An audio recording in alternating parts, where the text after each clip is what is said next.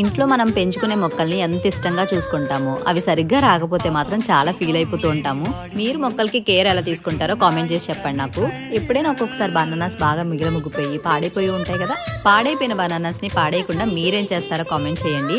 Banana తినేసిన తర్వాత peel పడేస్తూ ఉంటాము, అవి పాడేయకుండా మంచిగా ఫెర్టిలైజర్ లాగా యూజ్ చేసుకోవచ్చు. పాడైపోయిన బనానాస్ ని నేనేం చేస్తానో ఈ రోజు వీడియోలో చూసేయండి.